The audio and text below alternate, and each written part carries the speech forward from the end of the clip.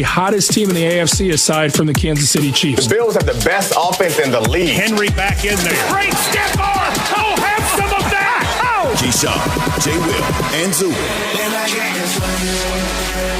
Those wins, they're over with. We got teams in our way right now. There was never a doubt in my mind of the kind of football Philip Rivers is capable of playing and would play this year and has played. In the playoffs, I wanted to see Baker Mayfield and them fully healthy. You're going to beat the Bills. You're going to need to go with, in my mind, Ryan Fitzpatrick. It's high risk, high reward.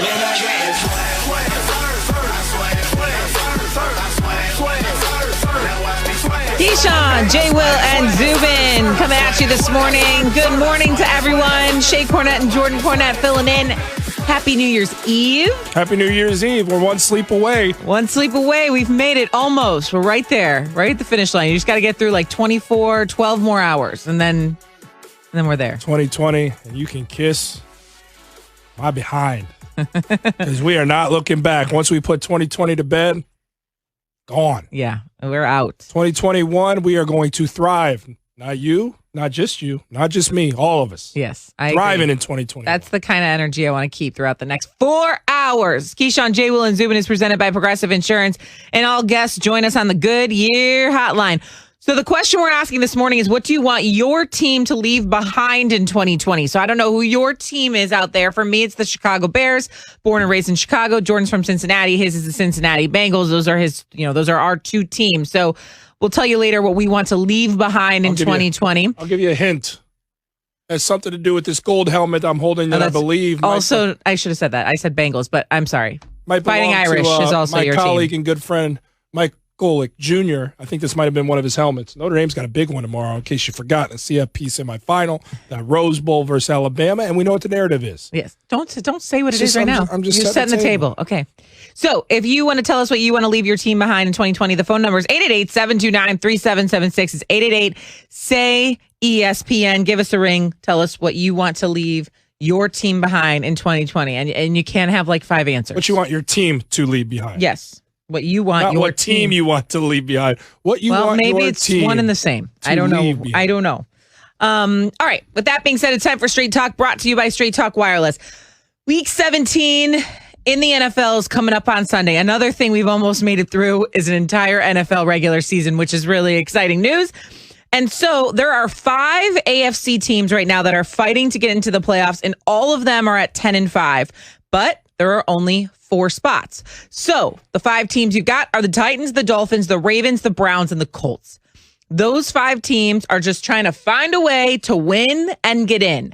Not everyone can win and get in because 2 of these teams play the Browns play the Steelers, the Dolphins play the Bills, the Titans play the Texans, the Colts play the Jags. So, Jordan Cornett, I ask you, of these 5 teams, which do you think is most poised to go on a playoff run, as in get in and win more than 1 game? This is tough. It's tough because all these teams have kind of packaged themselves all together, and it's hard to discern which one stands a shoulder above the rest in this pack of teams. You know how hard I've been riding with these Colts for the majority of this season, and at 10-5, second in the AFC South, there's a lot of reasons to feel good about them. But their defense, which I've always led with, I've always talked about how it's a top 5 defense, it's taken a dip, and it's still a top 10 defense, no question. But as I look at the Colts defense and the drop-off since week 11, it's been concerning with how they defended the pass. We saw how Ben Roethlisberger in that stagnant offense was able to go off and overcome a 17-point deficit in the second half to ultimately beat the Colts in stunning fashion. That being said, it gave me a little bit of pause. I do still believe the Colts are dangerous. But when you talk about danger, when you talk about being dangerous, you're talking about a team in the right now, it's got to be the Baltimore Ravens. Has to be. And you've heard the sound that they just played before they came into the show, and me saying the Ravens are as hot a team as you could say the Buffalo Bills and the Kansas City Chiefs in the last 4 or 5 games. And it's because Lamar Jackson has returned to MVP form since returning back from COVID and COVID protocols and getting back on the field. He is completing passes at a higher percentage. He is getting those legs going and making things happen. The number 1 rushing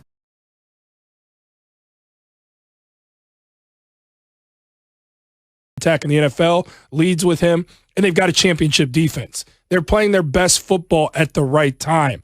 And so I'd have to say Baltimore right now, because Baltimore is poised to face whom? They're poised to face which team in the playoffs? Because I know the Colts. The Steelers. The Steelers. So that and the would Colts would be headed towards Buffalo, and I don't like that matchup. Okay, yes. So as of right, I mean, and this could all change, of course. As of right now, it looks like the best probability is that the Ravens would face the Steelers. However, I think that is only if the Steelers lose this weekend to the Browns. And so I won't even get into the matchup because we don't know what the matchup's going to be. Yeah. What I do know is the Colts are taking a dip defensively, where the Ravens are on an uptick offensively. A guy who's the reigning MVP in Lamar Jackson is putting together in the last 4 games MVP-esque numbers, and their defense is comparable to the Colts. So I'd have to say the Ravens right now.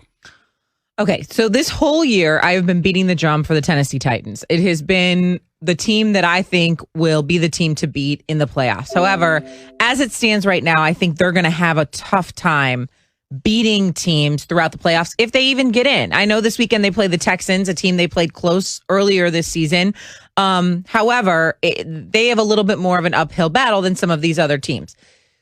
All that to say is I'm going to jump on board with you, and I'm going to say the Ravens as well. However, I have great pause in doing this because, as we know, Lamar Jackson has struggled in big games, especially in the postseason. Hasn't won one. He hasn't won one. And there have been moments like last year where the Titans, speaking of, go to play the Ravens, and it's as if they didn't know Derrick Henry was on the football team, and he ran all over the Ravens. And so they go in this offseason and they bolster up their run game.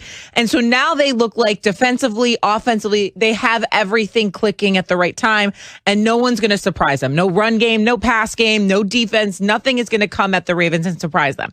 So I would like to take the Ravens. However, I'm going to say this. I do not think that the Dolphins are going to beat the Bills this weekend. The Bills are 6-1 against the Dolphins since Sean McDermott took over as head coach of the Bills. So it doesn't look good. By the way, Miami did beat the Bills earlier this season in a close game with Ryan Fitzpatrick start at the quarterback position. I don't think it's going to go that way again for Miami. But if the Dolphins get in, which they can still do if one of these other teams loses, Miami, I think, could surprise some people. I just think it's because of the unknown at the quarterback position. You don't know when Ryan's coming in. You don't know when Tua's going out. That's a bad thing to me. That's fine. I think the unknown there, you're talking about it from the vantage point of a defense who do you prepare for. I'm looking at it for identity's sake. And for the same reason we like the Ravens, it's because they've established their identity. They know who they are. They know how they've won games in the past, and they've captured that again. They packaged that up in the bottle, and they found that lightning going into the most important part of the season, the postseason, whereas the Dolphins are looking like, is Tua our guy? Is Fitzpatrick our guy?